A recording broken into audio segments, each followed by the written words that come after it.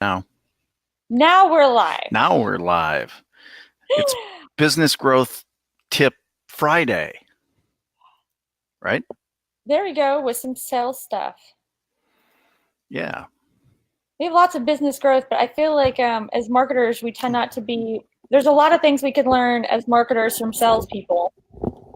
right. Ryan did a thing on stage at TNC 2 years ago when he introduced the customer value journey canvas, and he has this little diagram where he restructures organizations based around sales, marketing, customer success, monetization, like this. And he was like, the problem is salespeople tend to hate marketing people, and marketing people tend to hate salespeople. And he like gave all the reasons why. We're all dying laughing because we all know it's true. He's like, let's just put a big shirt on them. Have you seen those things on Facebook where you force the kids into one shirt? Yeah. They're fighting and they're stuck with each other.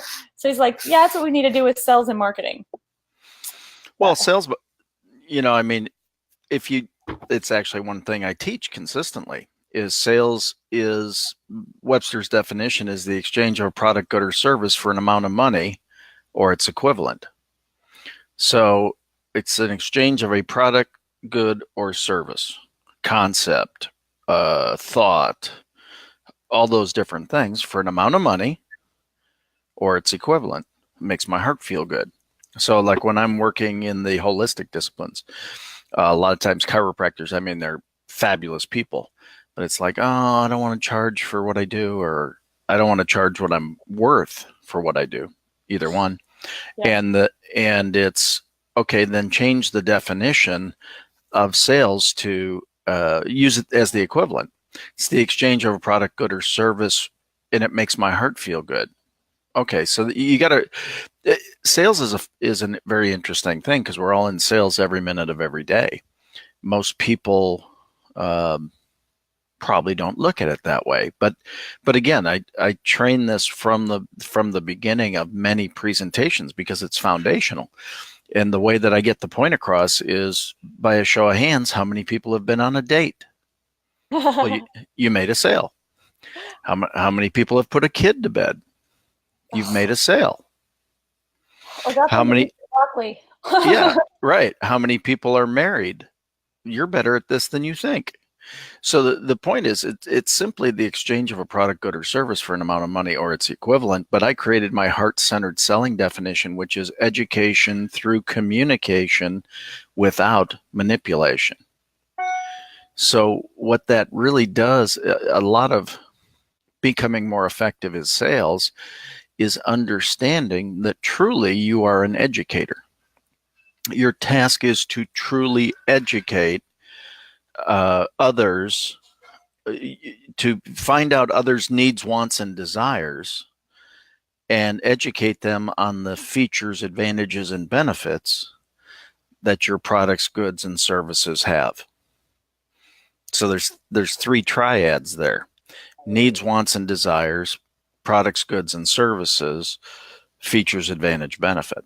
And people buy benefits, they don't buy the features. The feature is a thing. Every manufacturer, everything puts a lot of things on their stuff. Um, Jena, as a digital marketer, is a thing. You're just a thing.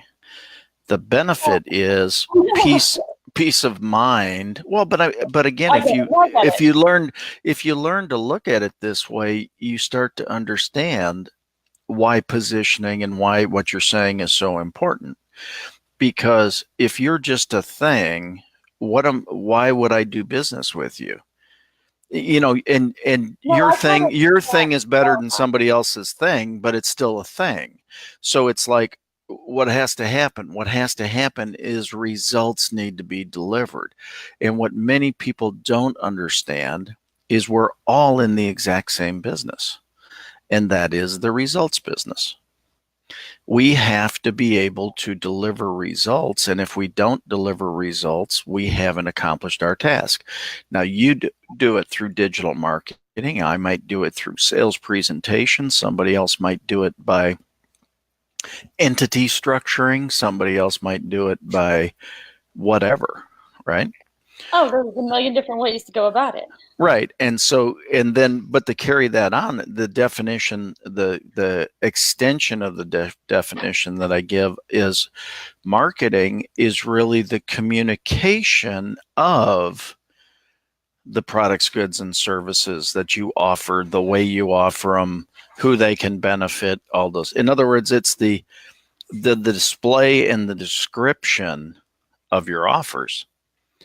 So marketing Explain what you mean, the display, like well, photography display, or like,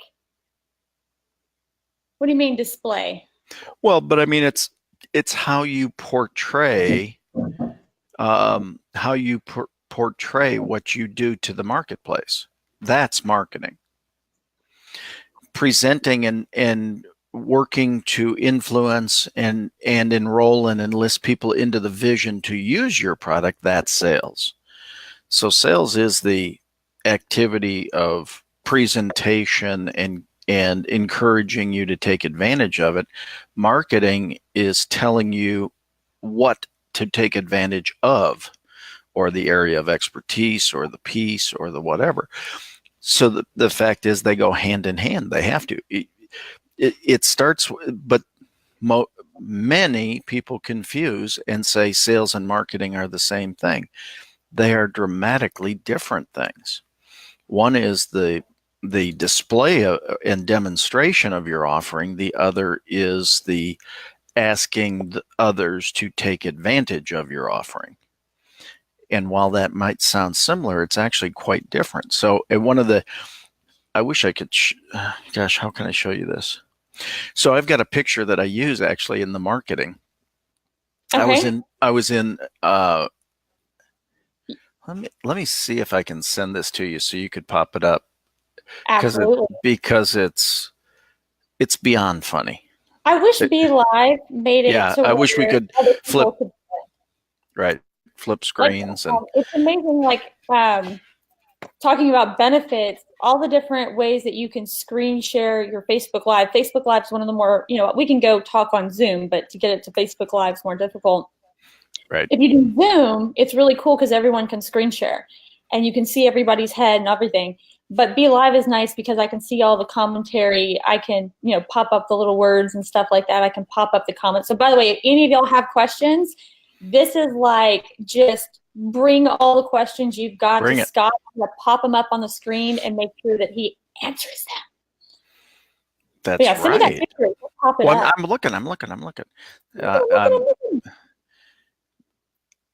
But you'll understand it here in a second when I find the dang thing. And I tell you what, this particular episode is going to have more organic views on Facebook Live than any of the other ones we've done so far.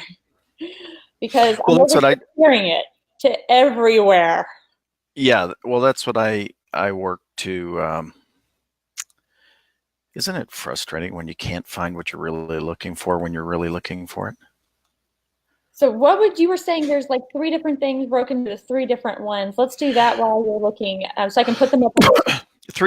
Well, first of all, let's go back to the foundation of presentation. Triads. The brain loves to hear triads: good, better, best. That's a triad. Okay. And psychologically, people will buy the middle. So if you really want your business to jump, what you have to understand is that, hold on, I found the picture. Now I got to save it and then I'll send it to you. Okay. Hi, Nick, by the way, I can see he's live. Comment with your name and where you're from so I can see better. Some of the faces that come in and out I never recognize. Now, I think it's interesting you said people actually buy the middle. They tend to buy the middle. So anyway, when you create a triad, and when you so when I was talking about what I have to find is your needs, wants, and desires. That's 3 similar yet different ways of saying the same thing. Make sense? Okay. Right. and I'm going to share the features, advantages, and benefits. That's another triad. So features, say that one again because I was trying to type. Features, advantages, and benefits. If I can spell benefits. Benefits is one of those words I can never. BENEFIT. I got it. It's got spell check. You want to actually spelling. Well, we need to understand their needs, wants, and desires. We have to understand their needs, wants, and desires so we can present the features, advantages, and benefits that our products, goods, and services have to offer. Products, goods, and services. That's just kind of like a general, if I'm talking to general business owners. Okay. Yeah. So features, advantages, and benefits. Right. So again, when you speak in triads, it gives people something to grab onto. Okay. But the reality is, it also covers all places. So if I'm a financial services salesperson, right? Okay. If I say, here's a we have to understand the other people's needs, wants, and desires so that we can present our features, advantages, and benefits from the products, goods, and services we have to offer. Does that make sense? That makes sense. So it's that process. I was just going to say, it's really a shame I can't put it. I can't put it in the chat. So you've got the picture. So for future reference, we can do a photo from your Facebook albums, but it's like my personal one. That had to come out of I actually pulled it out of a PowerPoint presentation. So I'm going to put it over here. I'm just going to do it from my desktop screen. Yeah, but just show that picture, and I'll tell so anyway, there's the prime example of marketing at its finest. Okay. So when I was going to do a large speaking event in Tucson, I was headed to the I was headed to the arena, right? I was headed to the arena, and the car that I was in pulled up to the stoplight, and this is what we were pulling up to. So look at it. They took and created styrofoam Girl Scout cookies on the back. Oh, wait, those are actual, that's not photoshopped in? Oh, no. I was wondering why they looked funny. No, those are actually styrofoam. And if you pull the picture down a little bit, you'll say it says cookies across the top of the car. Look at the top of the car. You can just barely see it. Oh, my God, right there on the top. Yeah, but it actually says cookies in letters. That one went all out. Right? But here's the funniest part, right? Honk if you love Girl Scout cookies. You see the Girl Scout cookies displayed below. You see the cookies up above. And as we pull up to the stoplight, there's a little girl in the back seat, and she just goes, pull over, let's buy some cookies. That's marketing. Those are dealers. Yeah. She was sitting in the back seat, and they were just driving up and down the street very slowly. Damn. So that's sold those cookies. I went door to door. I did everything they tell you to do. And then I was a mom, and I did the same thing for my daughter, except then they stopped telling you to go door to door because that's too dangerous, and you're not allowed to sell online because that's dangerous, and all of it. Damn. So that's an example of marketing, right?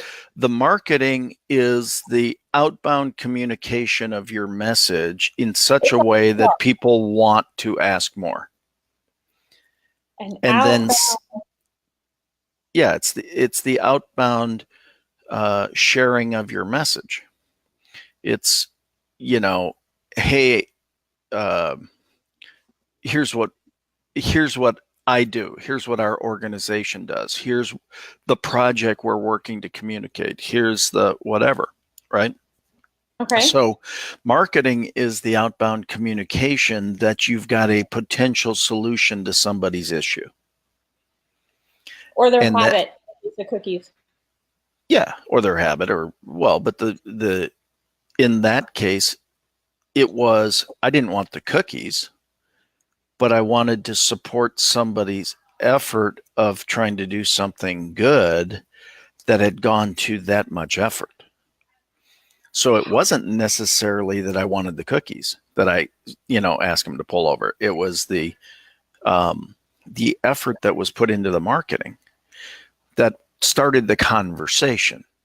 Well, then the sale, quote unquote, became very easy because I grabbed onto the marketing.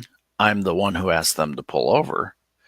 How hard now? Do you think she had to say, Troop 4782 is doing a fundraiser, and we've been doing this for 72 years, and we've got 4 flavors, and we now that's a sales presentation.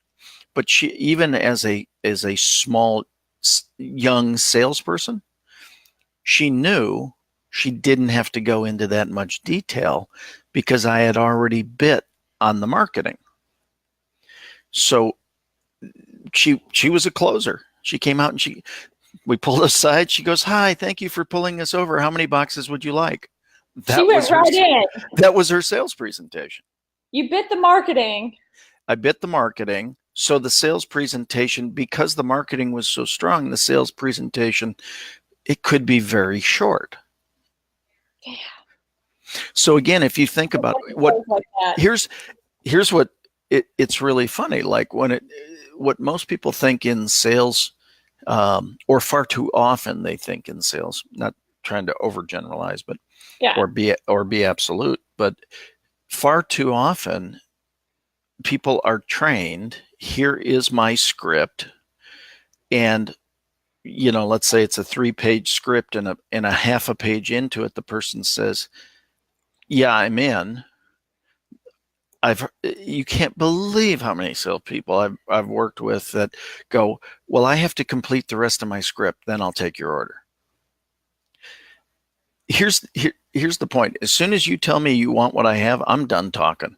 I am now writing. You go from talking to writing immediately. You write the order. And unfortunately, most salespeople keep on talking. And if they keep on talking, what it does is it now can reopen an opportunity that's already technically closed. But the person who reopens it is the salesperson because they get nervous.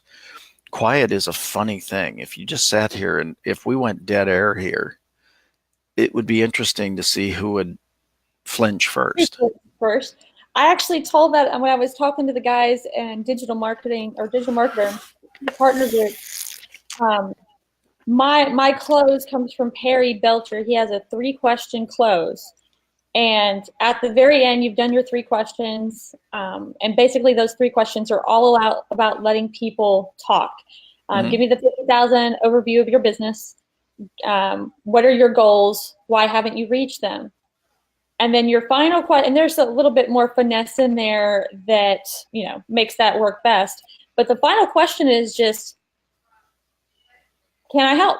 And you just shut the F up. So there's a languaging piece right there. There's a word you just said that I would modify. What word is it? Help. Nobody needs help. How can I serve you?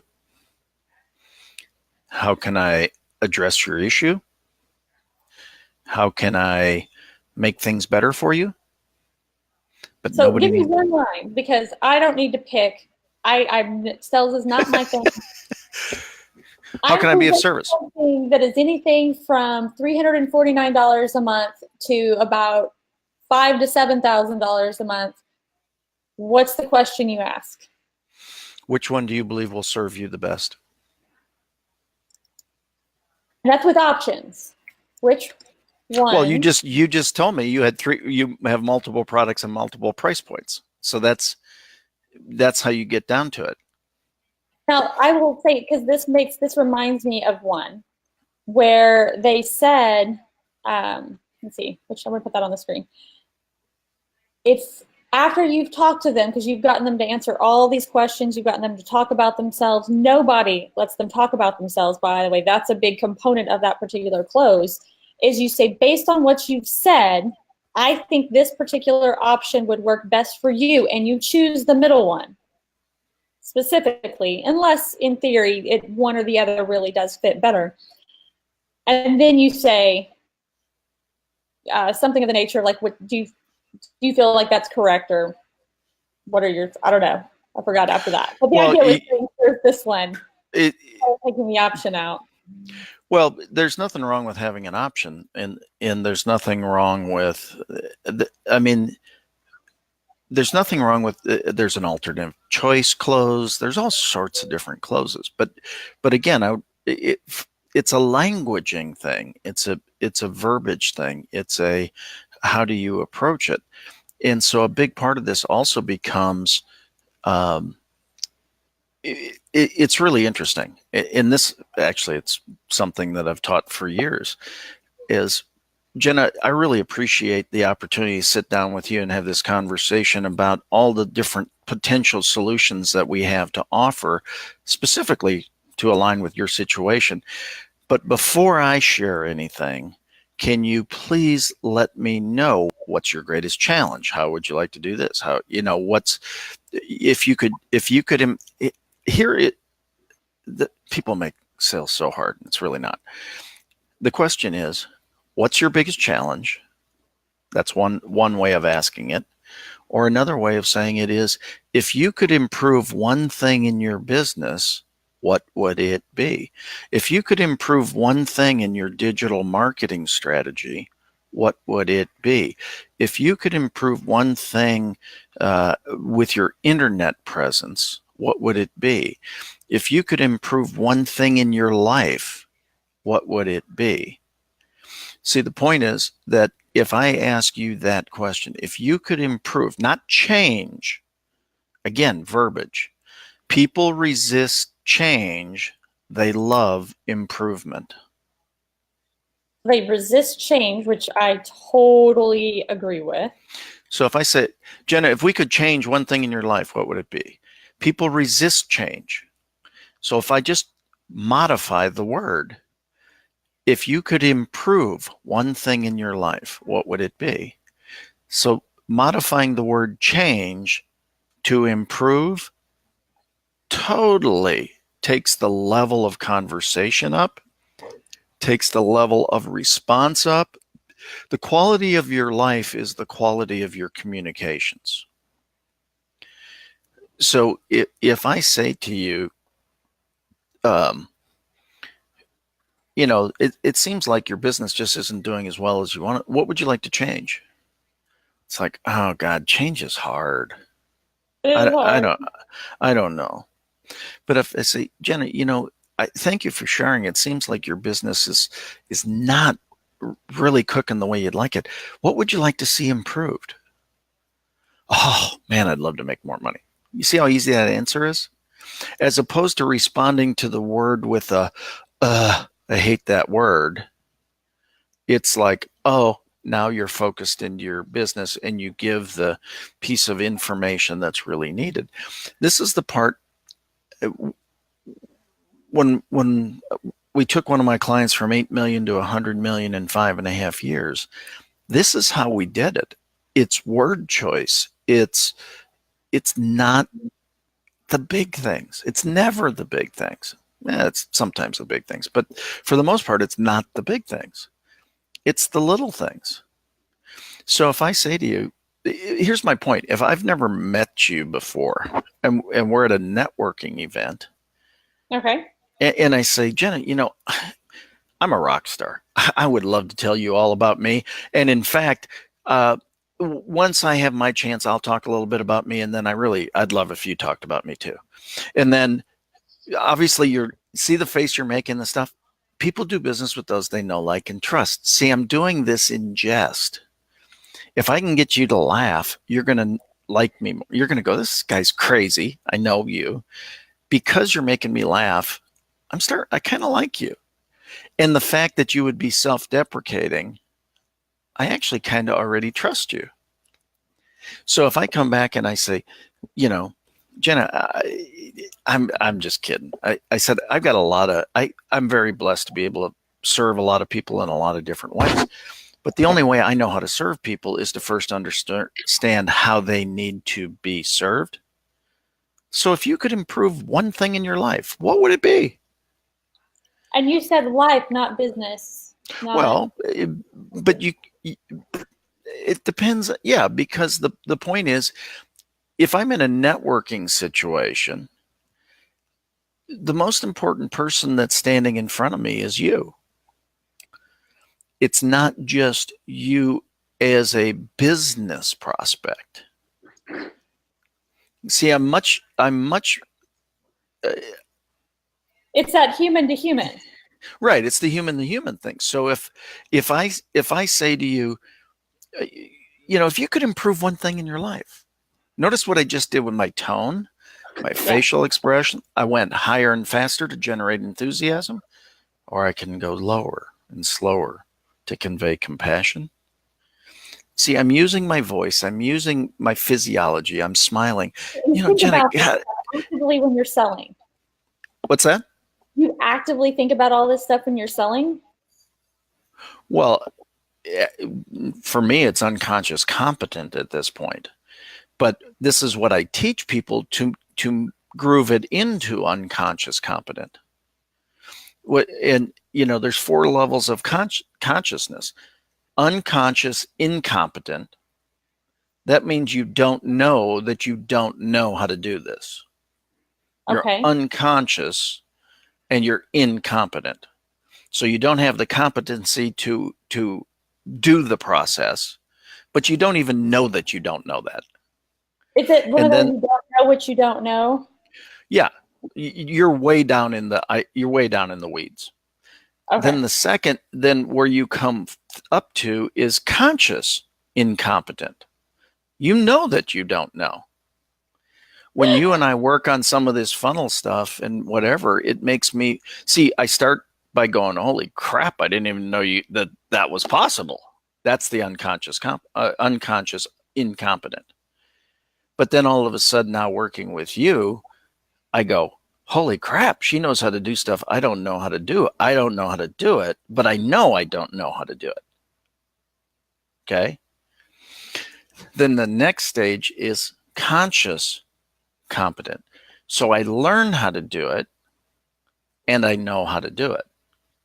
I know that I know how to do it because I've learned how to do it. And then, right. And then unconscious competent is I know that I do it. I don't think about doing it. I just do it. These are the naturals. Yeah, these are the 4 natural stages. No, I meant like that's the guy who's just natural at something. No, here's what's funny. And yes, here's what every natural will tell you. I'm natural, but I study my ass off to get better. So the point is a natural move them to a conscious competent versus an unconscious competent. Right. The only thing that moves you to unconscious competent is doing it over and over and over again. So that it becomes wait. Okay, so unconscious competent is not the natural where they just are a friendly person. This is where no. You've known it and you've done it so many times, where you've practiced so many times that you unconsciously show competency. Correct. So if there's a grocery store that you've gone to every week for 10 years, okay? Yep. Do you think about how to get there? Oh no, I do that all the time. I will just drive home and completely forgot how I got home.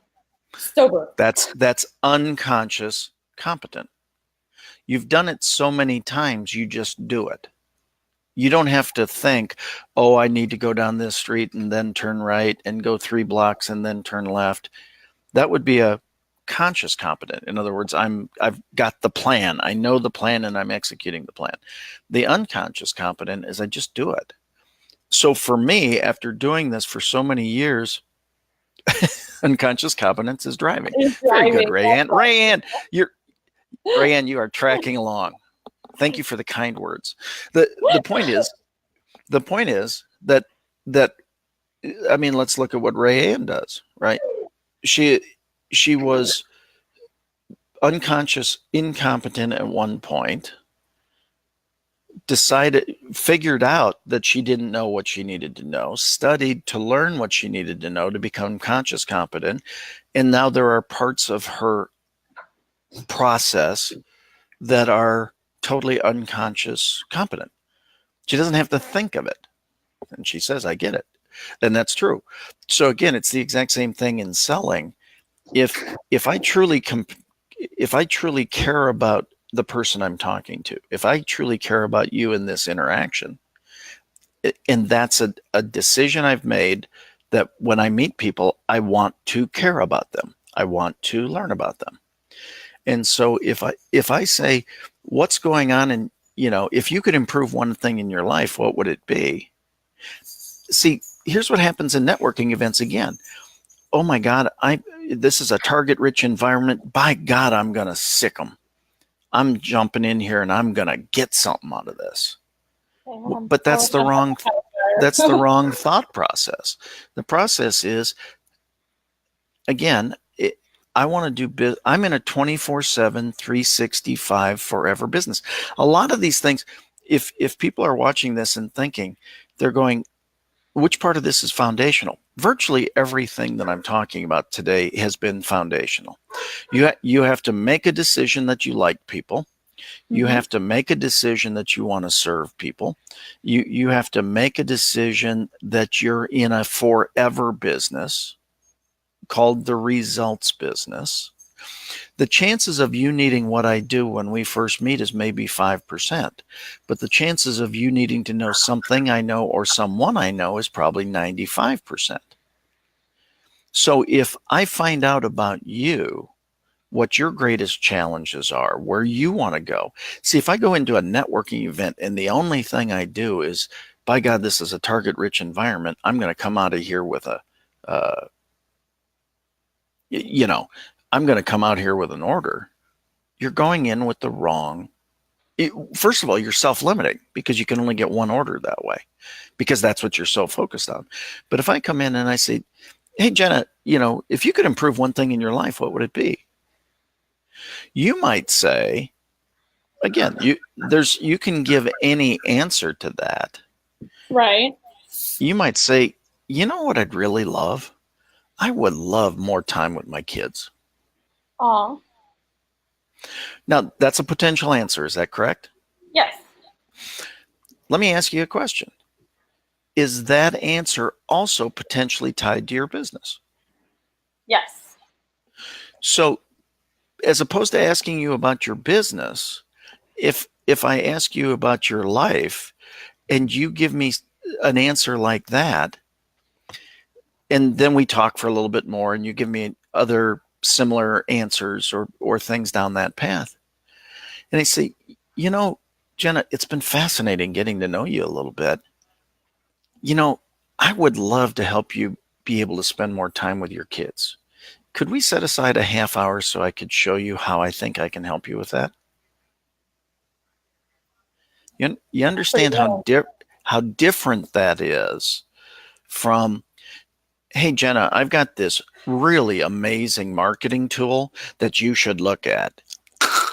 My brain just shuts down. Exactly. Gone. As soon as you open up that way, I'm out.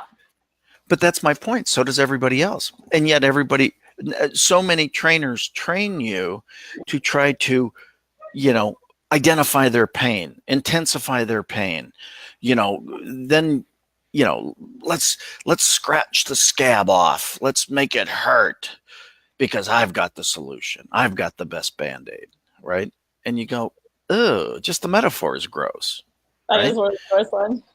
Well, but I do that purposely because it's like, when you don't like the image of that, that's what people do in business all the time.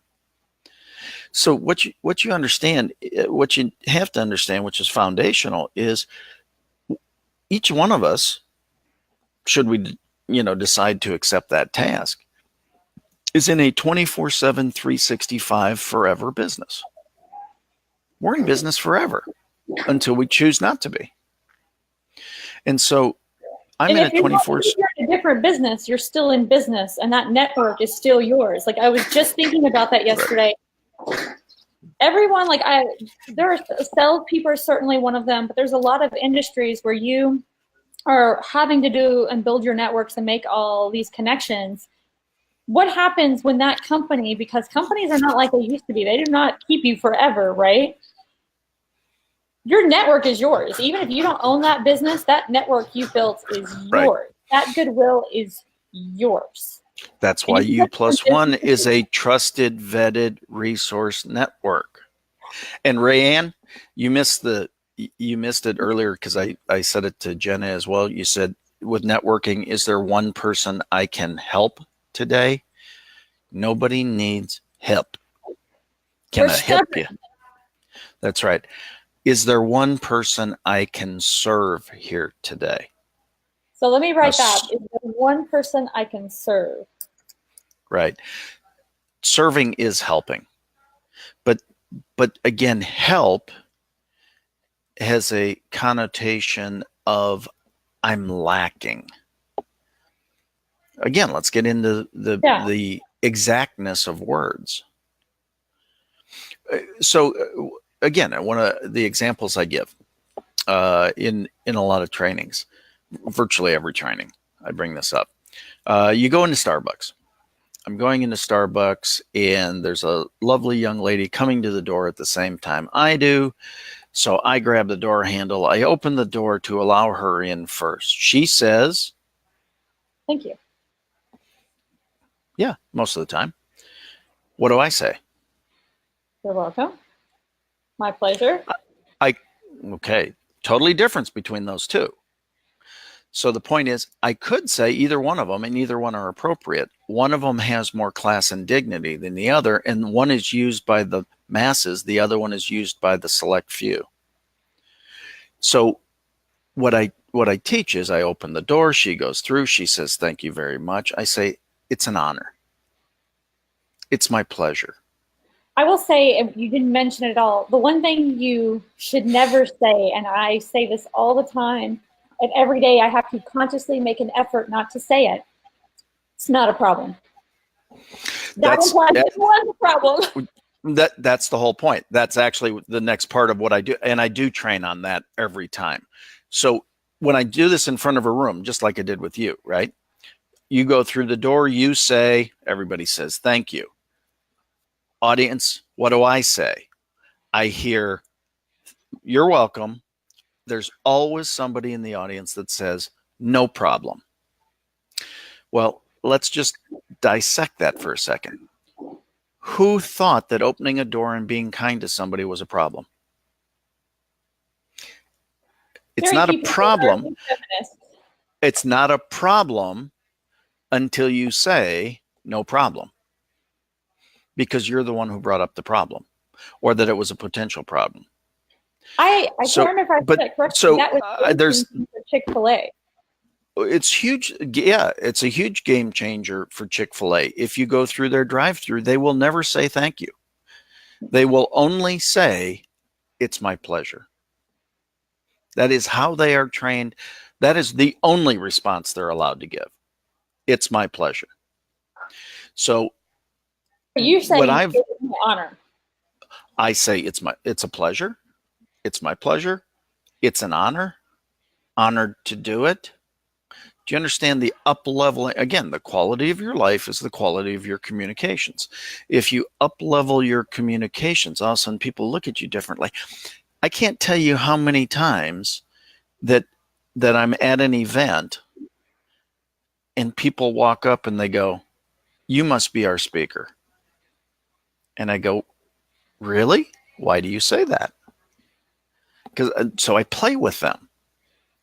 Well, you just have a presence here. Number one, it's a nice thing to hear. That's the up-leveling of all of it. Now, that part of that is your outfit and the way that you walk the room and take charge of the room. Exactly.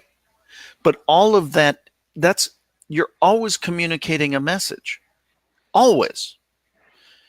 So, I've got a buddy who, he goes, by God, I'm going to wear jeans to everything that I do.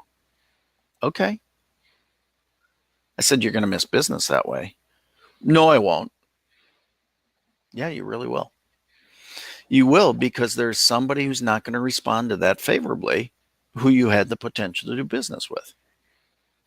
Always dress one level above your audience. Doesn't have to be 5 levels above, just one. I think in girls, Dallas girls, you never come underdressed. It's better to be at least on level or always higher. So, but people are going, wait a second, what does this have to do with double funnel TV? Do you understand your presence in a room is marketing? Because marketing is simply the outbound communication of the position you're about to present when you open up your face.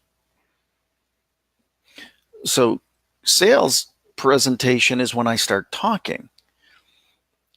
Everything else is presentation. Me having the repeater behind me is presentation. Is that you call the repeater, is that the thing behind you? Step and repeat, yeah. Okay. It's funny you mentioned that. I was just talking to one of our fellow partners that I've been talking back and forth with for a while, Ian Magley, and we were talking about our first time through traffic and conversion with Digital Marketer. This is a massive networking event. It's a massive educational event. It's just a massive party. It's a crazy convention, and maybe there's bigger or better, but it's the only convention I've ever flown to for, right? And we both mentioned how lonely it is the first time you go because you really don't have all the network built up, right? And I specifically remember, because I am such an incredible introvert by nature, right? I've learned to appear more extrovert, but I am by nature introvert. It's those little touches, like my nails were immaculate, my hair was immaculate, my clothes perfectly chosen, my shoes way too cute and uncomfortable for the I chose beauty. But one of the things that, hey there, Trey Priestley, he said, can I get a hello? Hello. But one of the things that I wanted to ensure that I did as an introvert, now that you say it, I see that how that can be marketing, is I didn't want to have to start the conversation. So I did as much to what I appeared to start a conversation naturally so other people would start. Like, it's inbound marketing in person. Exactly. Everything. But again, that's about your outfit being marketing. Sure it is. Everything is. Everything from so my speaking mentor said, be the first one there and the last one to leave at every event. Even if you speak, if it's a 3-day event and you don't speak until the 3rd day, be the first one there on the first day. Why? Because by the time you then can you I don't know if you can take. I've got it. I was trying to think about it. Yeah. No. So if if people do business with those they know, like, and trust. I was trying to so you first have to get to know me. You first have to get to know, then you have to get to like, then you get to trust. So if I'm on the 3rd day, but I spend day 1 and day 2 getting to know the audience, by the time I get on stage, they know me. Yes. They probably like me. And many will trust me because of that. So it's like, how do you've got to build that over time as you do that, so there's a variety of different ways of doing it. Again, I think I shared, I think we shared the comment that we're doing long-term business, and therefore long-term business needs to be creating that relationship. Yes. shared.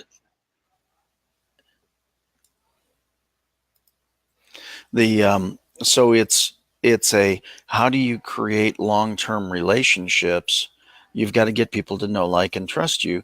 It was really funny because I was thinking about that this morning when we first met when I spoke at Business Growth Network, and then we started talking, and it's, then we did the Business Growth Network, not Share-a-thon. I'm sorry, I'm blanking on it's distracting. I'm trying to handle it. No, I know you are, but I'm just saying that so then we did the interview for the summit, Business Growth Summit. I couldn't think of the word there for a second. Sorry. So we started doing things for the Business Growth Summit, and then think about how long the relationship was nurtured before all of a sudden saying, "Hey, let's do double funnel TV together." So again, when you're in the if you're in the business mode, business takes time to develop. That's all. Does. So isn't it like a 30, 60, 90 days? Well, yeah, there are different sales cycles to everything, and typically that's based upon the investment that it takes, or the value, the potential value. That's why when you set up a funnel that has a $10 offer, $10.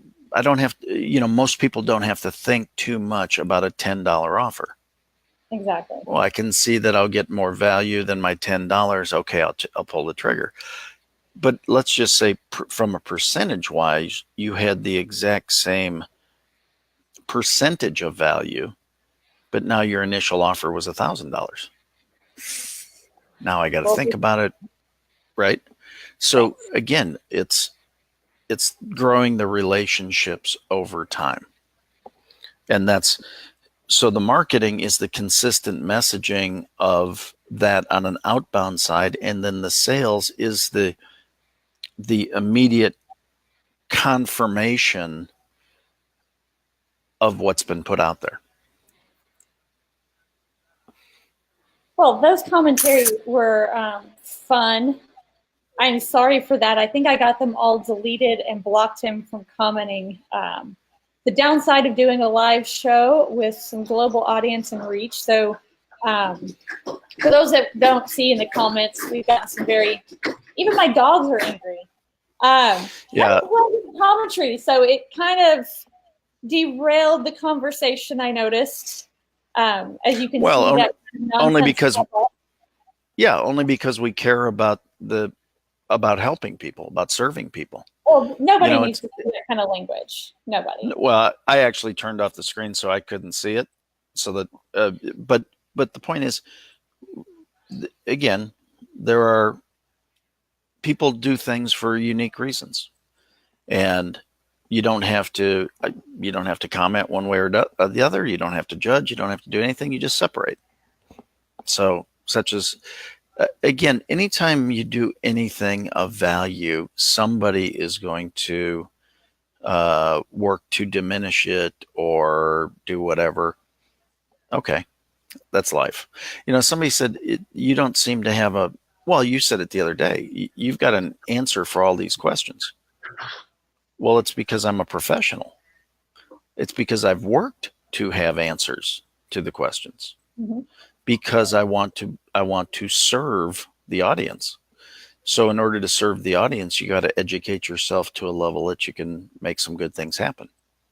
No, absolutely. So, and part of sharing with the masses is sometimes you get some trolls. You got to make do with those. I get that a lot from my clients. Oh my gosh, I get that question so many times. How do you handle? And I call them trolls. That's the nicest way, the nicest terminology I can use. But the people who just come and they post not just nonsense I'm good with, but vile, just vomit. And it's just let them go and know that they actually support what you're doing on social media because you're still getting engagement on your post. And eventually your people are going to attack it like a virus. Yeah, I mean, the only thing that you can work every day. It's funny. I had a friend. Um, we had a friend come over last night, and he's had some unfortunate things happen in his life. Okay. Enough said. Um, and at one point last night, he just went, even though this stuff has happened, I'm a good guy. And he goes, I've made some mistakes. There's some things that, happened that shouldn't have happened. There, there's a variety of different things, right? Mm-hmm. And we said to him, both my wife and I said, there has never been a doubt that you're a good guy. We all have stuff that, you know, that we all have stuff that happens in our lives, right?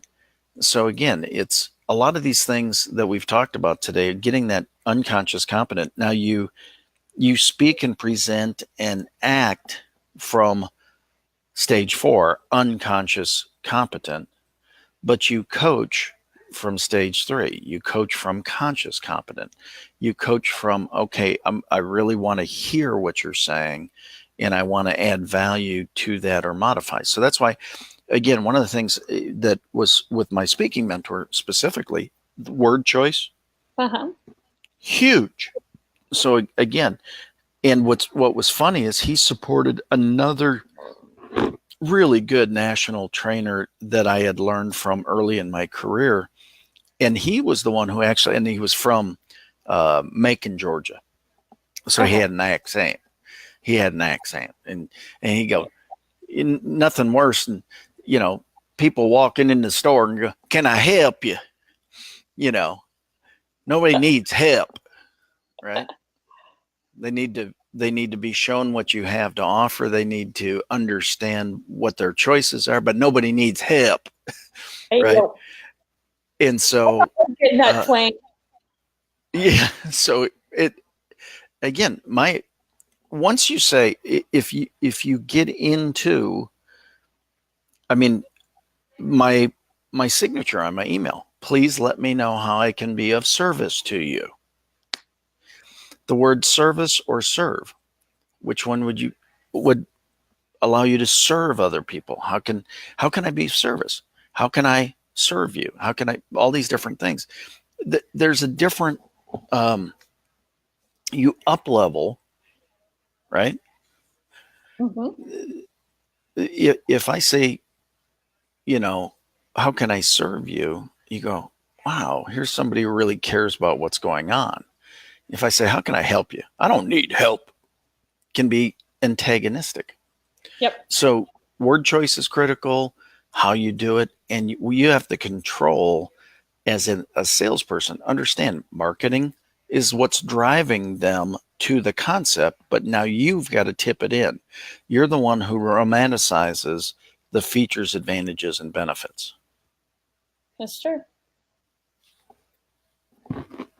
So has any of this been helpful? I know, right? And we had a couple of good questions there and good feedback. Lots of new people today. I think one of the big differences, wider range. Since you were talking as the marketer, I got to do what I do and share it all around the internet actively while you were doing your thing in the background. So cool. Lots of great people. Hello, and thank you all for joining us.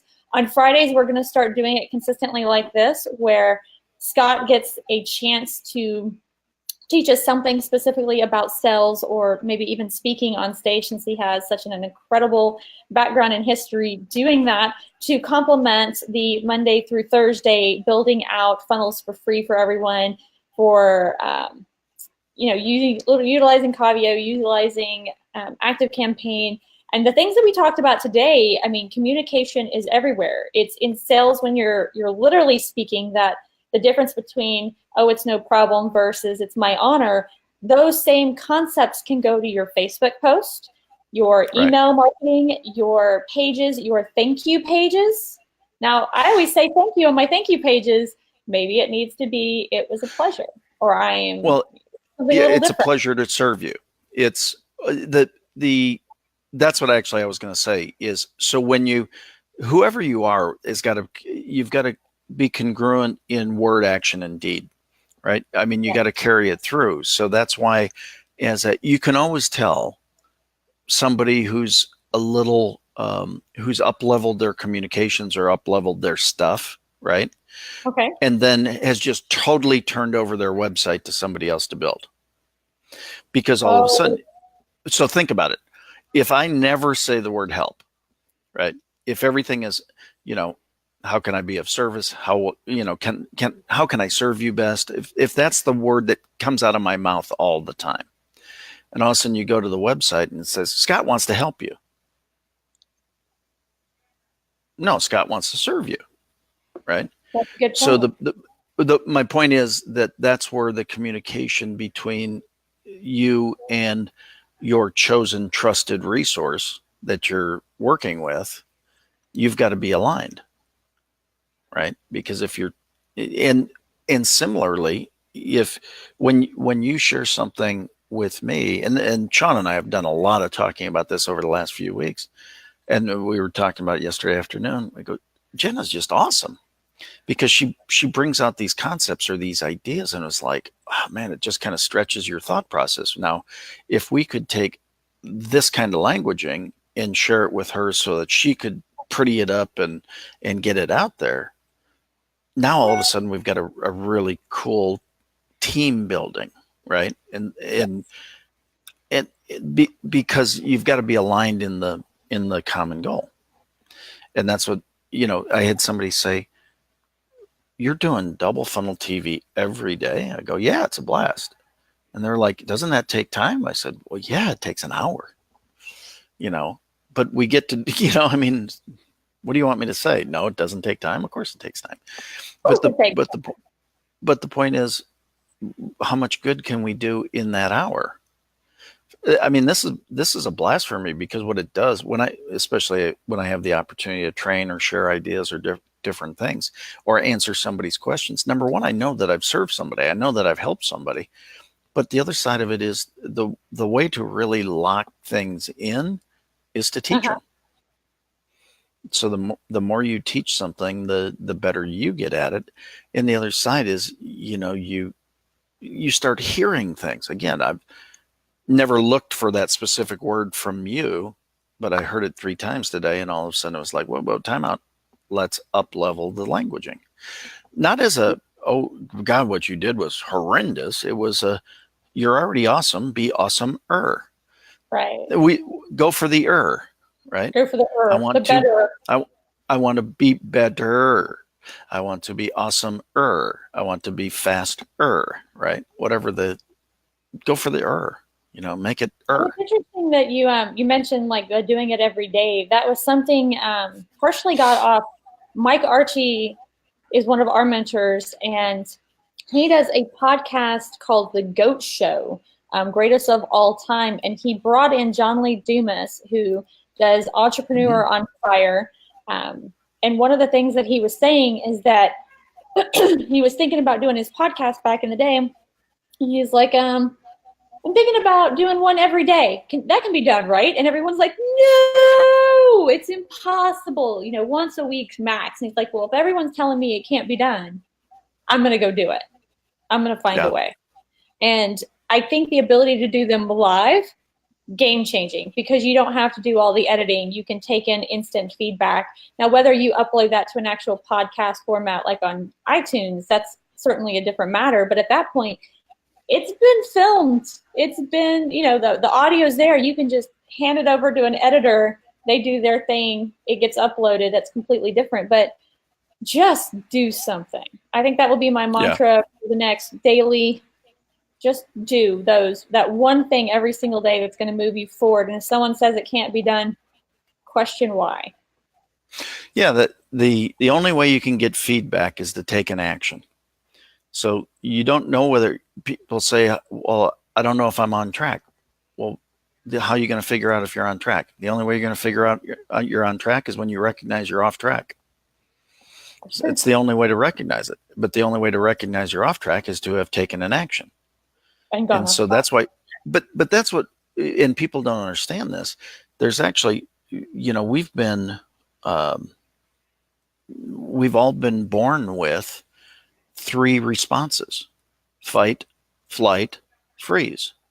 Most people think they've only heard of the two, fight or flight. Okay, all of a sudden we get comments that are inappropriate on our thing.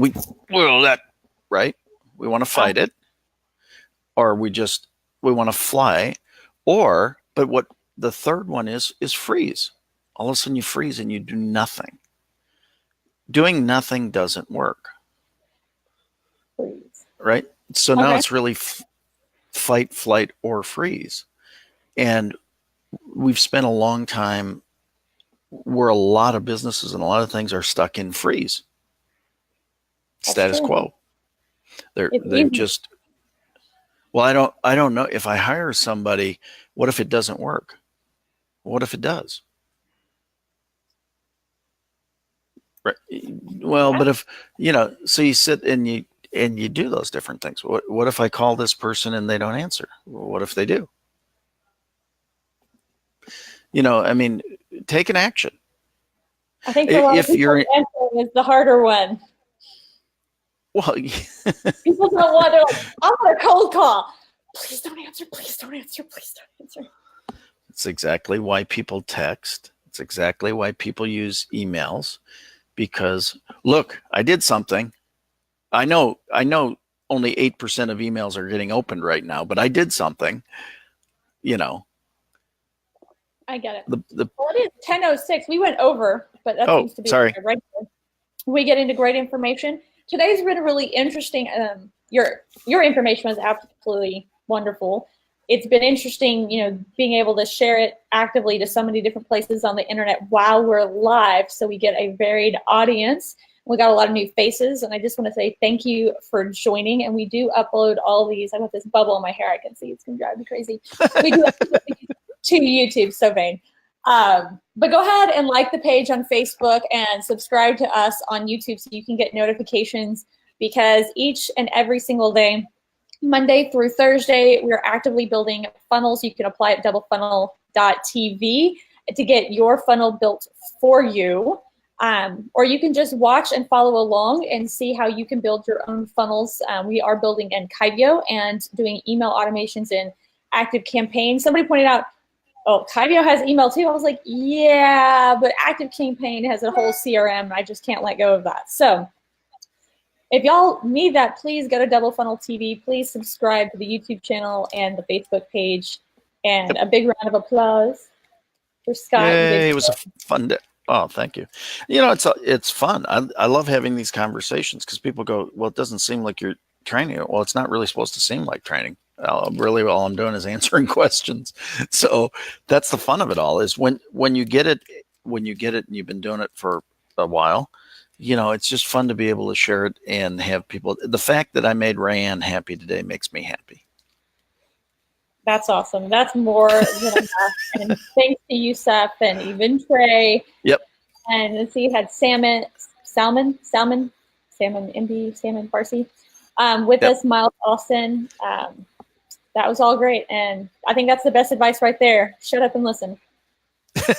Sounds good. Thanks, Miles. Greatly appreciated. Well, bye, hey, guys. We'll see you all Monday. Yep. Bye. Great day. Bye-bye.